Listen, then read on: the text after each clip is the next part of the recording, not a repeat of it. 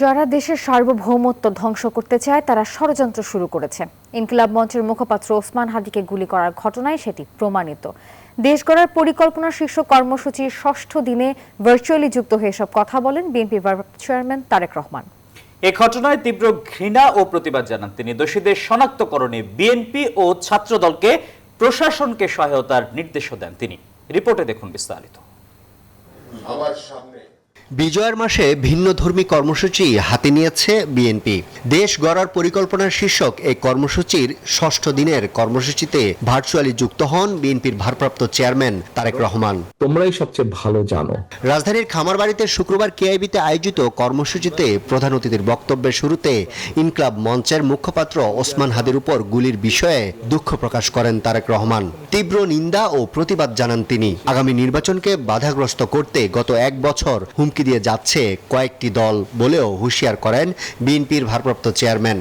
একমাত্র smart city Bashundhara, আধুনিকতায় এক ধাপ এগিয়ে। ইনকিলাব মঞ্চের নেতা জনাব ওসমান হাদি, তাকে গুলি করা হয়েছে। এই ঘটনার জন্য তীব্র ঘৃণা এবং প্রতিবাদ জানাচ্ছি।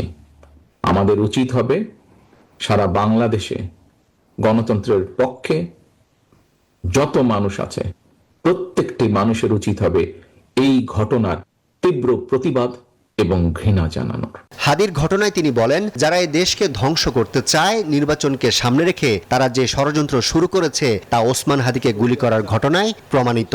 এই ঘটনায় দোষীদের শনাক্তকরণের প্রশাসনকে সহায়তা করতে বিএনপি ও ছাত্রদলকে নির্দেশ দেন তিনি।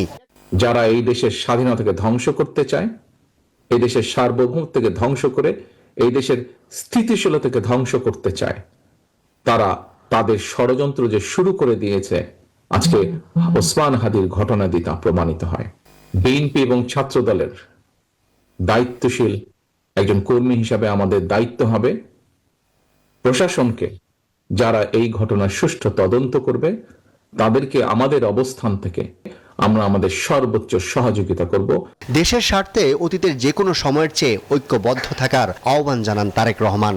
সবার আগে বাংলাদেশ, এই নীতিতে যারা বিশ্বাস করে, আমাদের প্রত্যেকটি দল, প্রত্যেকটি নেতা, প্রত্যেকটি কর্মী, প্রত্যেকটি মানুষকে আজ অতীতের যে কোনো সময় থেকে সবচাইতে বেশি ঐক্যবদ্ধ হতে হবে। এ সময় দেশের সব শ্রেণীর পরিবারের গৃহিণীদের হাতে ফ্যামিলি কার্ড তুলে দেওয়ার পরিকল্পনার কথাও জানান তারেক রহমান। আমরা ধীরে ধীরে পর্যায়ক্রমিকভাবে। আরিফুল ইসলাম, নিউজ 24, ঢাকা।